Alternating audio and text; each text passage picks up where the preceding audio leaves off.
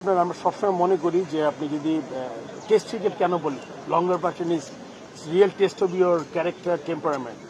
So সেটা কিন্তু আপনি দেখবেন অনেক দেশ আছে অন্য ফর্মেট অনেক ভালো করলেও এখন কিন্তু টেস্ট ক্রিকেটে খুবই তলানিতে। আমি যদি নাম নাও বলি আপনারা বুঝে যাবেন যে কারা এখন।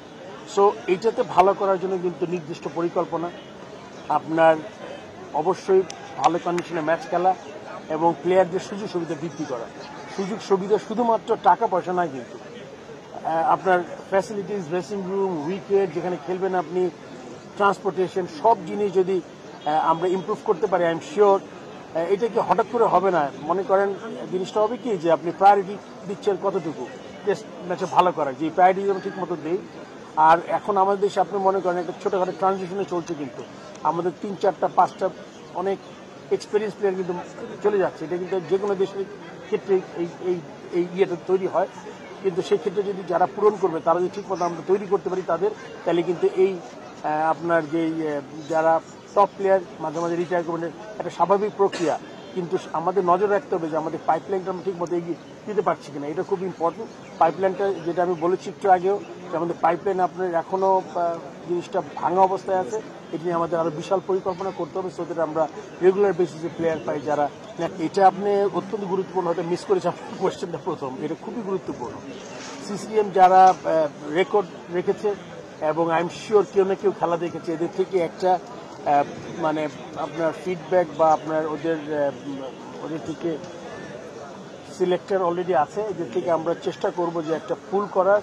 এটা 5 জন 10 জন করে 20 জন 30 জন এটা ওরা ডিসাইড করবে। বিকজ আমি যদি খেলাটা দেখে আমি বলতে পারবো না, বাট আমি পলিসি দিতে পারি যে যাদের নিয়ে আমরা যদি মনে করি ট্যালেন্টে তারা যদি হারিয়ে না যায়, যদি যার এজ লেভেল মনে করি যদি কেউ আন্ডার 15, আন্ডার 17, আন্ডার 19, ওই দিকে আমরা ওই লেভেলে ইনজেক্ট করতে পারি কিনা, ওইটা হলে সবচেয়ে ভালো হবে আর কি। ঠিক আছে, দেখা যাক, বাকিটা তো পরিকল্পনা।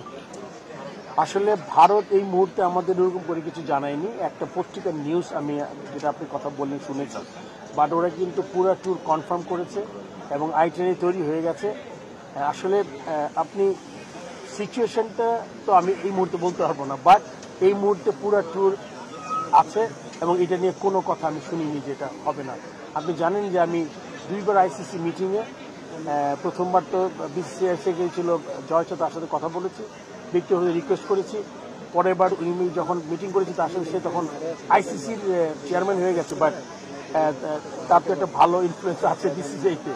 নতুন যে ওদের সেক্রেটারি দেবজিৎ সাইকিয়া, ওর সাথে কথা বলেছি, রিকোয়েস্ট করেছি। আমার মনে হয় তারপর আমরা একটা আইটিনারি পেয়েছি, আমার মনে এখনও এটা অন টাইম আছে, বাকিটা সময় বলে দিবে। এটা অ্যাচিভ করেছি, একটা আমাদের বেশ কিছু আপনার প্রতিশ্রুতি ছিল, তার মধ্যে এটা ছিল একটা অন্যতম। ইয়াং ট্যালেন্ট, ট্যালেন্ট যেটা আমরা বলি, যেটা আমরা চেষ্টা করেছি, এটা একদম চলে গেছিলো বাংলাদেশ থেকে গত 10 বছর 12 বছরে এরকম কিছু হয়নি। সো আমাদের এটা এই বোর্ডের পরিস্থিতি ছিল, স্পেশালি আমাদের সিসিডিএম সালাউদ্দিন সিসিডিএমে কাজ করছে অনেকদিন, আমাদের ডিরেক্টর দীপন, মেম্বার সেক্রেটারি, প্লাস পুরো গ্রুপ, রাসেল, রুবেল আর যারা আছে সবাই অত্যন্ত কষ্ট করে, আপনি জানেন এত সুন্দর সমাপ্তির মধ্যে গেছে। সেটা নতুন যুগের সূচনা বলবো, পুরনো জিনিস নতুন করে স্টার্ট করেছি আমরা। আমার আশা থাকবে এখান থেকে ট্যালেন্ট বেরোবে এবং এটা আর যাতে কখনোই এটা অন্য কেউ কোনো ব্যক্তিগত স্বার্থ চরিতার্থ করার জন্য যাতে এটা ইনফ্লুয়েন্স করতে না পারে, এটা যদি আমাদের সবার খেয়াল রাখতে হবে। এবং এখানে আমি সবসময় একটা বলে থাকি, সবার আগে ক্রিকেট এবং দেশ, তারপরে আমরা বাকি সবাই যারা আছি, সেটা সবারই আমার মাথায় রাখতে হবে। এবং সবাইকে ধন্যবাদ জানাচ্ছি আমি এই টুর্নামেন্টে সফলভাবে শেষ করার জন্য। 60টা টিম খেলেছে 6টা মাঠে, অবিশ্বাস্য কত ম্যাচ, আমি তো বলতেও পারবো না, 150 ম্যাচ, আনবিলিভেবল, 150-এর উপরে ম্যাচ।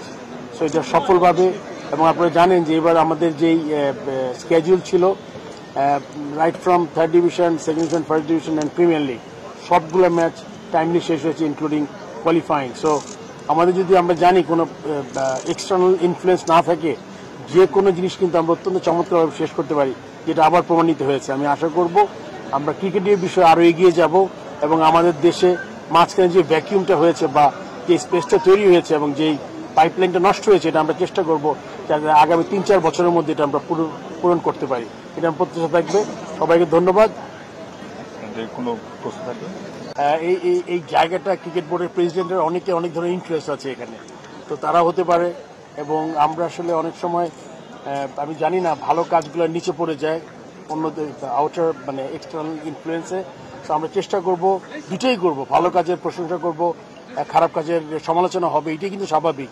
কিন্তু মাঝে মাঝে ভালো কাজগুলো নিচে চাপা পড়ে যায় এই খারাপ কাজের ভিড়ে। সো আমরা চেষ্টা করবো, আপনাদের কাছে অনুরোধ থাকবে, বিকজ আপনারা যদি সত্যিটা তুলে ধরেন এবং আনবায়াসলি কাজ করেন, আমার মনে হয় যে এই মানে যেই মানে আননেসেসারি সমালোচনা যাতে আমরা মুক্ত হতে পারি, এটা আমার সবার কাছে রিকোয়েস্ট থাকবে। কেন আমি এমন একজন মানুষ, আমি সবসময় বলি যে আমি যদি আপনারা যদি গঠনমূলক সমালোচনা করেন সেটা কিন্তু অ্যাকসেপ্টেড, কিন্তু কিছু বিষয় আছে মানে আননেসেসারি করা আর কি, সেটা আমি আশা করবো যেটা না করলেই ভালো। আর আমরা মেইন ফোকাসটা সরে যায় তাইলে।